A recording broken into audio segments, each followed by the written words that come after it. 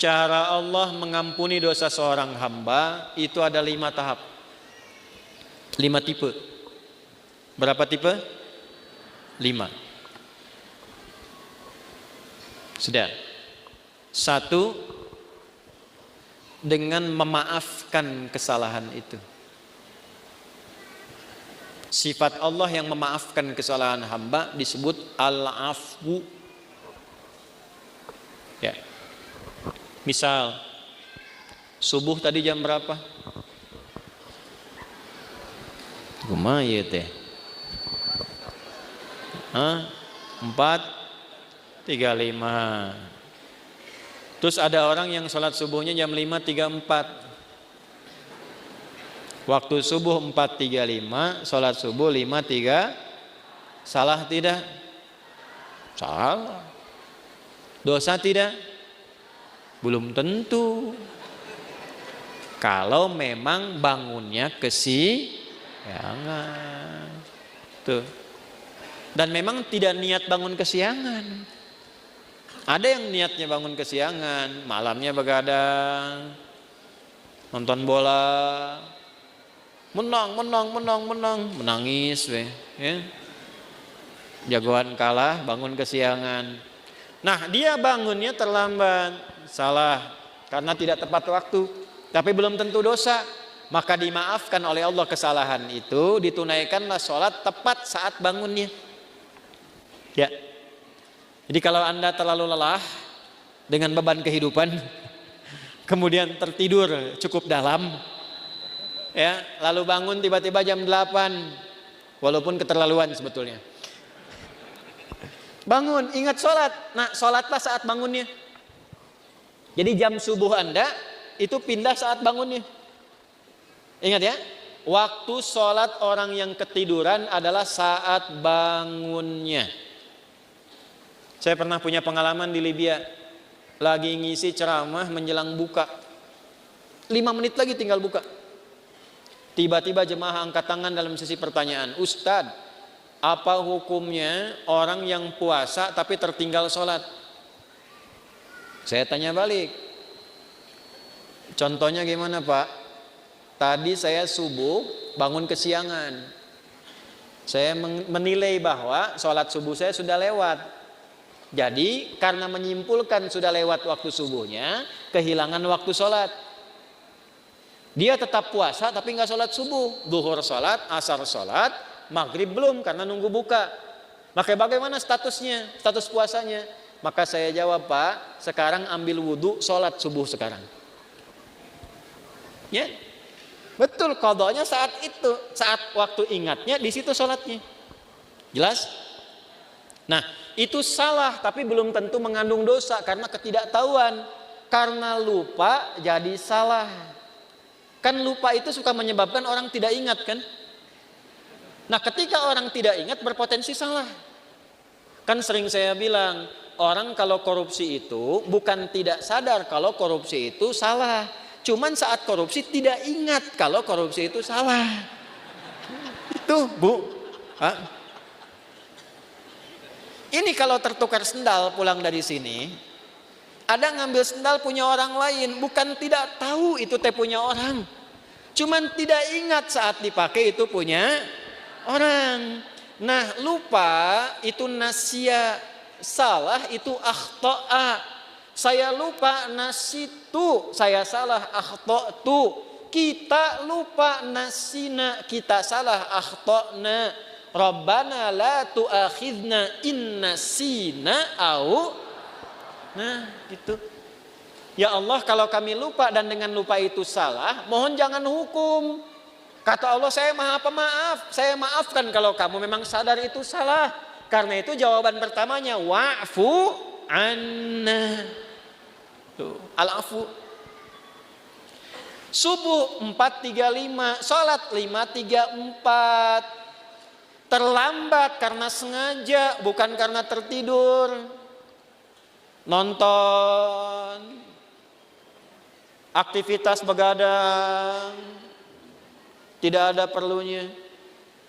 Udahlah, sampai situ aja gitu ya. Tiba-tiba terlambat, salah. Dosa tidak? Iya, karena sengaja berpotensi menunda waktu Salat. Nah, itu ada kesalahan. Kesalahannya disebut apa? Dzambun. Bisa tulis supaya lebih terlihat. Tadi khotoun. Yang ini dzambun.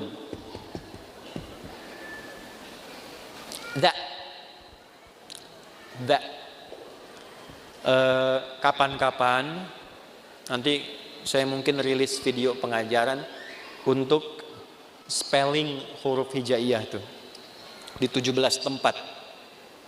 Itu diantara manfaatnya, itu bisa mengeluarkan semua potensi suara dalam tubuh. Bukan hanya untuk baca Al-Quran. Jadi kalau kita bisa mengeksplorasi itu belajar bahasa apapun bisa cepat untuk kita kuasai. Karena semua sumber suara keluar. Misal yang dari sini a, ha itu di sini. Ketika ke sini ha, ketika ke sini kho, kan? Sampai da itu da di sini, da. Sampai ketemu ba, gampang, matiin aja hurufnya. Ab, at. Nah, itu sumber suaranya. As, az, ab. Ya, harakatnya cuma 3. Namanya ayu. Kalau enggak a, i atau u. Ab. Kasihkan a, ba. Kan? Ciluk. Nah, kan? Dikebawahin bi. Dibesarin u. Nah, ini pakai za, dzambun. Dzambun itu, maaf, salah yang mengandung unsur dosa. Sengaja menunda sholat, terlambat, dzambun. Allah tidak ingin hambanya pulang ke akhirat bawa dosa. Maka diturunkanlah sifat yang kedua, namanya ghafir. Apa namanya? Ghafir. Ada surah ke-40, surah Ghafir. Lihat ayat ketiga. Ghafiri dzambi. Ghafir dipasangkan dengan dzambun. Ghafiri dzambi wa qabilit taubi. Ini ghafir. Ini al-afu. Sudah terlambat, ngajak orang lain terlambat. Yuk nonton dulu, udah sholat nomor 2, nonton nomor 1. Maka berubah namanya dari dzambun jadi dzunubun. Jamak. Dzambun, dzunubun.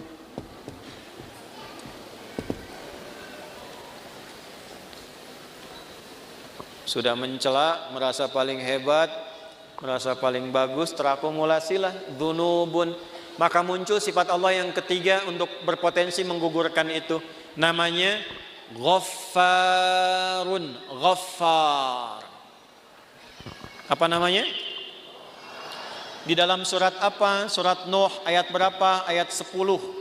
Faqultu astaghfiru rabbakum innahu kana ghaffara. Kenapa menggunakan Ghafara tidak Ghafira? Karena umatnya Nabi Nuh sudah terakumulasi kesalahannya. Sudah mengancam Nabi Nuh, sudah nuduh Nabi Nuh, menjelek-jelekan Nabi Nuh, ngusir Nabi Nuh, menantang azab. Maka diturunkanlah kalimatnya bukan Ghafir tapi Ghafar. Sudah terlambat sholatnya, ngajak orang lain gak ke masjid, mencela orang yang ke masjid. Ayo atuh orang nonton heula, sholat dah sholat nomor 2 tuh. Isin aku itu ke masjid, ada eta mah soleh wungkul. Paham? Ya. Maka yang keempat ini ditambah ada zalimnya. Namanya dzunubun ma'adzulmi. Dzunubun ma'adzulmi. Dzunub dan zalim. Apa dalilnya? Contoh Quran surah 2 Al-Baqarah ayat berapa? Ayat 114 misalnya. Wa man azlamu zalim. Wa man azlamu mimman mana'a masajidallahi ay yuzkara fiha ismuhu wa sa'a fi kharabiha. Paham? Tidak. Siapakah kata Allah? Nih nanya sama kita. Pertanyaan ini enggak usah dijawab karena Allah sudah Maha tahu. Namanya pertanyaan retorik. Pertanyaan retorik itu pertanyaan yang diajukan untuk menggugah kita supaya mikir, bukan supaya jawab. Seperti khatib Jumat nanya kepada jamaah. Sudah menerangkan, dia tanya, apakah jamaah semua masih merasa beriman?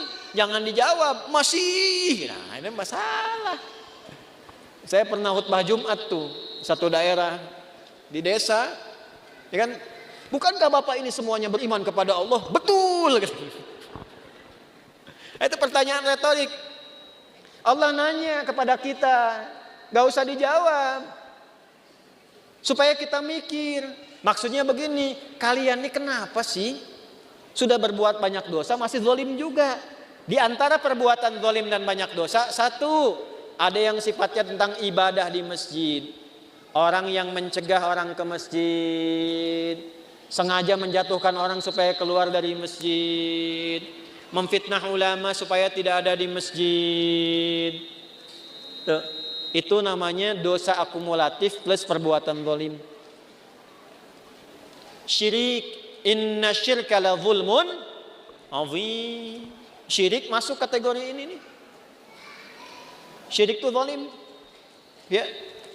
Hati-hati ya. Yang kecil yang besar sama saja. 7 dosa besar nomor satunya syirik. Baik langsung atau menggunakan perantara. Langsung mengatakan semua agama sama, menuju pada Tuhan yang sama, cuma caranya beda-beda. Itu syirik lisan. Silakan, saya kalau masalah akidah tegas saya. Menggunakan perantara, pakai dukun, saya langsung saja nih, saya nggak perlu minta maaf. Ya, pakai dukun, menggunakan jasa dukun, menerawang air tuh, kira-kira malaikat ngatur apa enggak nih? Gimana supaya enggak hujan? Bawa panci, bawa apa, tok segala rupa itu. Kita itu umat yang sudah diatur dengan syariat, doanya ada. Mau kita minta hujan berhenti, mau dipindahin, mau hujan sudah ada. Lengkap, sanadnya sahih. Minta hujan bahkan ada sholatnya istisqa. Mindahin hujan ada, dalilnya di hadis Muslim ada, caranya ada. Semua sudah diatur. Bahkan secara teknologi bisa dilakukan juga, ada rekayasanya juga ada. Nah, ketika menggunakan jasa-jasa, jasa lah gitu, ya, yang tidak diridhai dan ada dosanya, nah ini zalim perbuatannya. Tapi Allah tidak menginginkan dosa itu terbawa sampai meninggal. Itulah rahmannya Allah. Jadi Anda bayangkan Pak, Ibu, Allah saja pada orang yang syirik masih memberikan waktu sampai meninggal supaya tobat dengan rahmatnya. Masa anak Anda yang berbuat sesuatu yang mungkin Anda merasa melecehkan orang tua, Anda memvonis dengan durhaka dan dia mau memperbaiki itu, Anda tidak terima. Allah masih terima. Anda bukan Tuhan, sudah tidak mengakui sebagai anak. Di mana rahmatnya? Nah ini ya. Coba nanti di ujungnya indah sekali. Maka yang keempat namanya Ghafurun.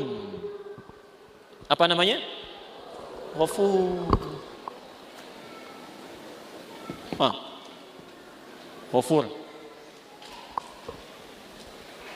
Pak Ghafur, nggak boleh cepat marah tuh.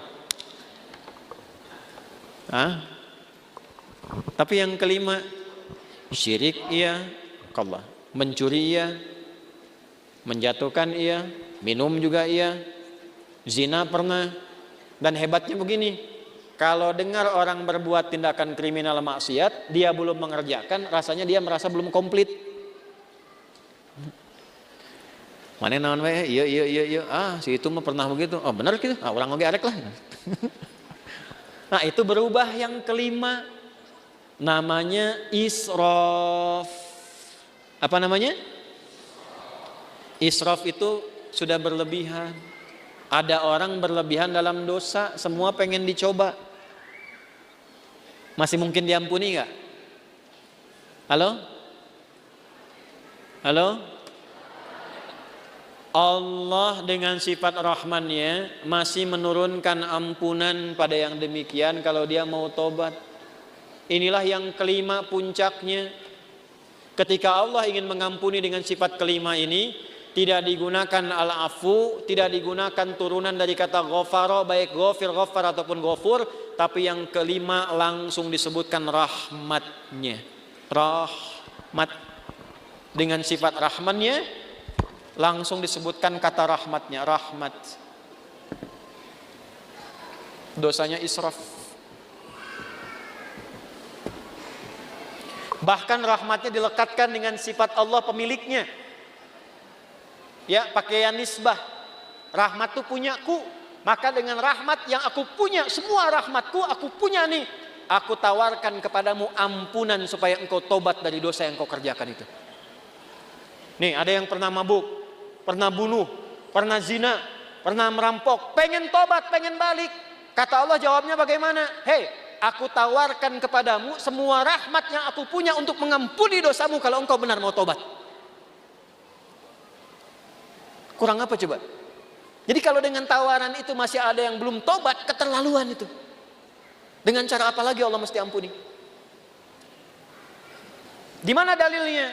Quran surah ke-39. Di ayat berapa? 53. Bagaimana bunyinya?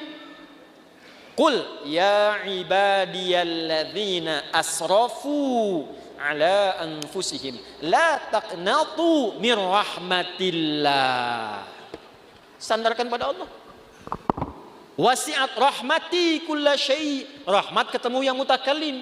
Rahmatku mencakup semuanya. Ya di situ apa? Allah. Jangan putus asa dari rahmat Allah. Kenapa tidak langsung menggunakan rahmati? Karena kalau banyak dosa, biasanya nggak kenal Allah, walaupun mengaku Muslim. Itu. Maka nama Allahnya dikenalkan lagi, supaya kenal lagi. Ya. Contoh nih, ada orang sudah terakumulasi dosanya, profesional lah di bidang dosa. Mabuk, nipu, ngerampok segala rupa kan? Terus Anda ingatkan, ya itulah orang bertakwa kepada Allah. Nah, pasti jawabnya gini, atau mau Allah lah gitu. Jangan bawa-bawa Tuhan gitu ya. Nah, karena belum kenal Tuhan, dikenalkan lagi la taqnatu mir rahmatillah. Dan hebatnya masih diaku hamba, Pak. Kul ya Muhammad, katakan ya ibadi, hei hambaku, masih diaku hamba. Coba ya, ini jangan anak Anda lah, anak umum aja. Ada ibu dan ayah, anaknya begitu durhaka, buruk terhadap citra keluarga. Di luar sudah merampok, sudah membunuh, sudah berzina, merusak nama keluarga. Tiba-tiba pulang ke rumah pengen minta maaf sama bapak dan ibu, diterima nggak? Ayo. Saya tanya nih, kalau bapak ibu mau terima, pertama ketemu senyum atau kecut? Tuh. Marah atau tenang? Tuh. Non sia ka dieu. Tuh, coba. Nah, inilah pentingnya kita ngaji begini. Ini anak datang pengen taubat, wasilahnya orang tua pengen minta maaf. Allah yang pencipta kita mengatakan kul ya ibadi, pakai kata iba, hambaku. Pakai ya disebutkan 360 kali dalam Al-Quran. Fungsinya 3 di ilmu nahwu. Nidaul qarib, nidaul mutawassit, nidaul ba'id. Memanggil yang dekat, yang menengah, yang jauh. Hei ahli maksiat, dimanapun berada, semua jangkauan. Yang telah menyimpulkan mungkin Allah nggak akan ampuni dosaku. Salah kesimpulannya, kata Allah, hambaku sini, jangan putus asa dari rahmatku. Setelah Allah berikan rahmat, teruskan ayatnya, innallaha yaghfirudz dzunuba jami'a. Semua dosa yang pernah engkau kerjakan, kalau benar tobatmu, aku ampuni sekarang semuanya. Tuh.